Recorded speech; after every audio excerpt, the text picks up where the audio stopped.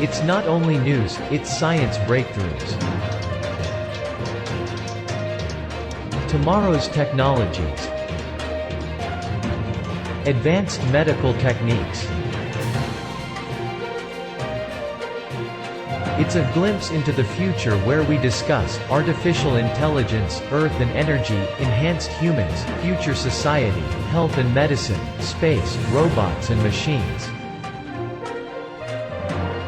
Welcome to Science Bytes with Joe and Craig. Today is Thursday, November 5th, 2020.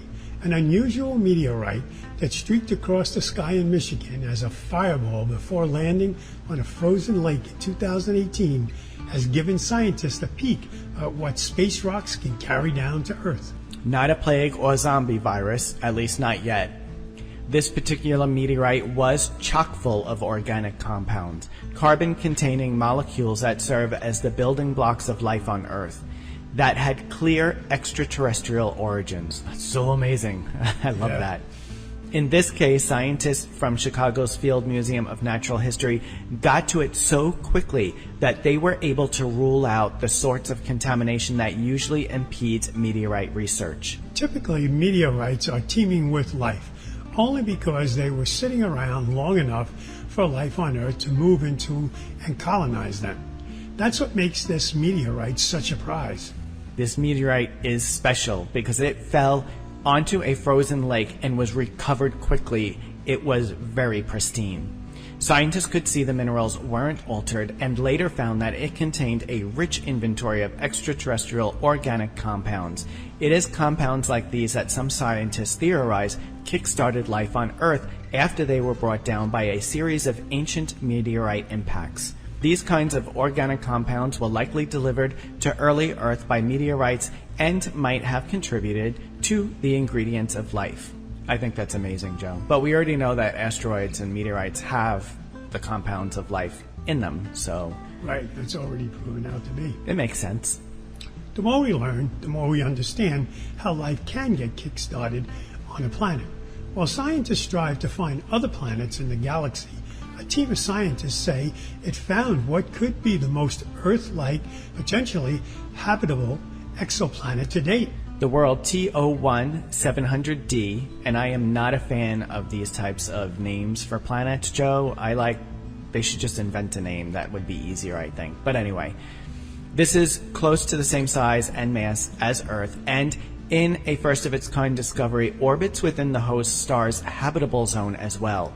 That's according to a pair of papers published in the Astrophysical Journal that use and refine data from the Transiting Exoplanet Survey satellite to analyze the distant star system, potentially uncovering the best candidate yet for Earth 2.0. Well, in a third paper in the Astrophysical Journal, the team of astrophysics suggests that the planet is an ideal distance from its star to have a livable atmosphere and a climate as well as water on the surface.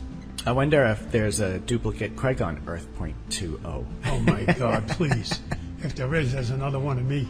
That would be dangerous for everybody, wouldn't there? Oh, God. Two of us. But anyway, for now, that part remains fairly speculative. At 102 light years away from us, it's too far to look for signs of clouds or other signs of atmosphere with any equipment that we have today. But even without breathable air, this may be the closest astronomers have come to finding a new livable world, and that is fascinating all by itself. Oh yes, and unfortunately the scientists argue that any space missions currently on the docket won't be able to get any clearer of a picture of the exoplanet that they already have. Yeah, that kind of stinks. I know. But you know what? It seems that it would take targeted specific missions to find out if there is air and water on TOI 700D, and since it's so far away, that might not happen for quite some time now. I'll probably be dead and dust by the time that happens. Right. We have a lot of space news that contains the topic of life. Here's another. Using a massive radio telescope in Chile, a team of NASA scientists have spotted a highly unusual molecule in the atmosphere of Saturn's largest moon, Titan. I just think this is fascinating, Joe, that we're finding these molecules and stuff in these moons and planets, like in Venus. The molecule in question is abbreviated as C3H2. It's an exciting find because molecules similar to it form parts of the nuclear base of DNA and RNA, structures that carry the genetic code of life. The researchers were quick to point out that doesn't necessarily mean the discovery is proof of life on Titan, though. Previously, the rare molecules had only been spotted in clouds of gas between star systems. NASA says they are too cold and empty for exciting chemical reactions to occur. Titan's atmosphere, however, appears to be teeming with reactions, one of the many reasons NASA wants to study the moon using a beefy octocopter drone called Dragonfly. Titan is unique in our solar system. It has proved to be a treasure trove of new molecules. Titan's atmosphere may resemble Earth's far more than other moons in our solar system. It even features rivers and lakes, as well as subsurface ocean of salty water, but it's still a pretty inhospitable place for life as we know it. Its nitrogen-heavy atmosphere is 4 times as dense as Earth's, with gravity slightly less than the Earth's moon. That hasn't deterred scientists from investigating it for signs of life, especially considering that the atmosphere also contains a trace of methane, which can trigger a whole host of intriguing chemical reactions. NASA scientists are trying to figure out if Titan is habitable, so they want to know what compounds from the atmosphere get to the surface, and then whether that material can get through the ice crust to the ocean below, because they think the ocean is where the habitable conditions are. There is still a lot to be learned about the mysterious moon's atmosphere. In fact, they still have not figured out how C3H2 interacts with other gases in the atmosphere. They will be looking for bigger molecules than C3H2 on Titan. We need to know what's happening in the atmosphere to understand the chemical reactions that lead complex organic molecules to form and rain down on the surface. I mean, you know what, Joe, when you get right down to it, like we just discussed a few minutes ago, it's all about those chemicals that can kickstart life. It's just chemicals interacting with one another. Yeah. Okay, it's time for a quick break. Men and women from communities across this nation serve as Reserve Citizen Airmen. I am proud to defend our nation. Proud to be part of a team that helps make a difference. I am proud to be part of something larger than me and to serve my country. We celebrate those who have served and those who are proudly serving in the Air Force Reserve. Our mission is to fly, fight, and win in air, space, and cyberspace. I am proud to be a member. I am proud to protect our... Proud to serve in the U.S. Air Force Reserve. An aneurysm is often a life-threatening restriction in the flow of blood vessels in the side of the brain. Treating it is a high-stake medical procedure. Even the best producers are risky and done as a last-ditch effort to prevent brain damage and death. To come up with new ways to treat aneurysms and improve existing ones, a team of researchers at TK Institution has developed what they say is a first ever living 3D printed aneurysm. While it's not the first artificial aneurysm ever created, they say it's the first time scientists have used human cells to create a living structure, perform a medical procedure on it, and watch it heal as it would inside of a living human body. The team created it by 3D printing blood vessels using human brain cells. They then inserted the catheter into a tiny vessel and packed it with platinum coils to stop blood flow, simulating one of the more common ways a surgeon might use to treat an aneurysm. By shooting blood plasma through the aneurysm where the coils were, the researchers found the area was healing and forming a blood clot. While there are a lot of promising treatment options, some may still have a long way to go. Animal models aren't necessarily the best way to try out these options, as they lack direct observation of treatment effects and have uncontrollable aneurysm geometries. Having this robust human in vitro testing platform could help facilitate new treatments. The researchers are hoping to use the 3D printed aneurysm to replicate a wide variety of different sizes and shapes of blood vessels that are different from person to person. In other words, they are trying to perfectly replicate what an aneurysm actually looks like inside the range of bodies. The team also used computational models to allow surgeons to choose the best types of coils for treating an aneurysm. Essentially, a clinician could literally look at somebody's brain scan, run it through the modeling software, and the software could show the fluid dynamics prior to treatment. It also should be able to simulate that treatment and allow for the practitioner to narrow down to a certain type of coil or packing volume to ensure the best possible outcome. Aneurysms are a leading cause of sudden death. Around 25 to 30,000 people die from ruptured aneurysms in the US each year. In the UK, between 6,000 and 9,000 people die from aneurysms each year. Men over 65 are the most likely persons to develop aneurysms. And Joe, those are just some drastic number differences there. I know. It's something. I wrote it down so we can investigate why it is such a dramatic difference. But for now, let's go back to space.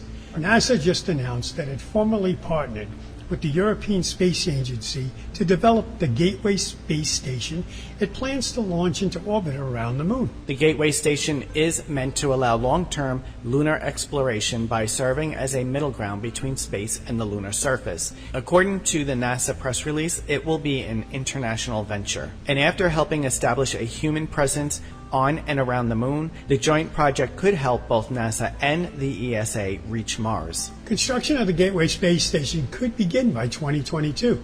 The ESA has agreed to provide new modules for the Gateway and spacecraft that will travel there and back, as well as improving the lunar communications and a system to refuel the Gateway. In short order, they will move human spaceflight from beyond low Earth orbit to the Moon for the first time since 1972.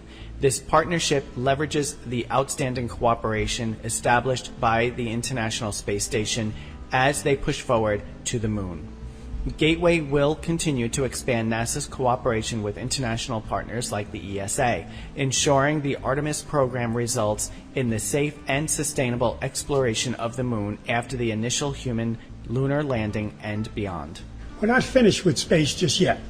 A team of NASA scientists has spotted strange flashes of light known as TLEs in the upper atmosphere of Jupiter. Events like these have never been observed on another planet until now. Scientists have observed similar flashes of light that occur far above lightning storms here on Earth, which are triggered by discharges of electricity in the upper atmosphere. For a while, astronomers had theorized their existence in Jupiter's massive turbulent atmosphere, but thanks to new data collected by the ultraviolet spectrograph instrument attached to NASA's Juno spacecraft, the team was finally able to confirm their presence. The flashes resemble the TLEs we experience on Earth in numerous ways. These events on Earth, including spirits, which are large-scale electrical charges occurring above the thunderstorms, and elves, which are massive halos of light occurring above the thunderstorm, appear reddish in color due to their interaction with nitrogen in the upper atmosphere. On a different world, these rare events look quite different. But on Jupiter, the upper atmosphere mostly consists of hydrogen, so they would likely appear either blue or pink. Now the researchers know what to look for, it will be easier to find them at Jupiter and on other planets. And comparing spirits and elves from Jupiter with those here on Earth will help us better understand electrical activity in planetary atmospheres. Okay, it's time for a short break, and when we come back, we will have another quick bite for you. What makes a rainbow bend? Where does the universe end? To know the world from A to Z. Discover science and technology. Where is the dinosaur? What's on the ocean floor? To know the world from A to Z. Astronomy, biology, chemistry, zoology, science and technology. It's fun, you'll see. Why is the sun so warm? What makes a winter storm? And what's a quadruped? Why is the planet Mars red? You'll find there's lots to know. Exploring as you go.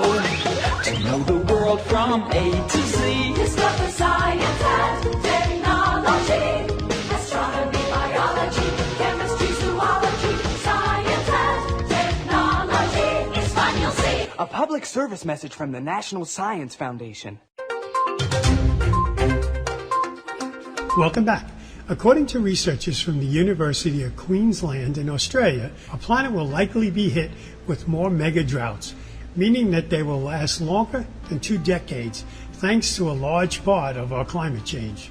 The team studied geological records from 129 to 116,000 years ago, the second to last time when the planet was between ice ages, when the planet was warmer and more arid. They found that, in the past, a similar amount of warming has been associated with mega-drought conditions all over southeastern Australia. These drier conditions prevailed for centuries, sometimes for more than 1,000 years, with El Nino events most likely increasing their severity. There's one critical difference. During the period, the warming was caused by changes of the Earth's tilt and orbit, while today it's greenhouse gases that are responsible for the warmer climate. By studying stalagmites in caves in New South Wales, Australia, the team found that precipitation was significantly reduced during that period. These are alarming findings in one long list of alarming findings that climate scientists have released over the last few decades.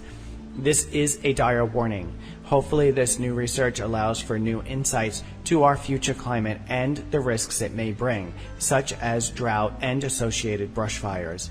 But importantly, if humans continue to warm the planet, this is the future that we all may be looking at. You can always rake the ground. We can rake the ground.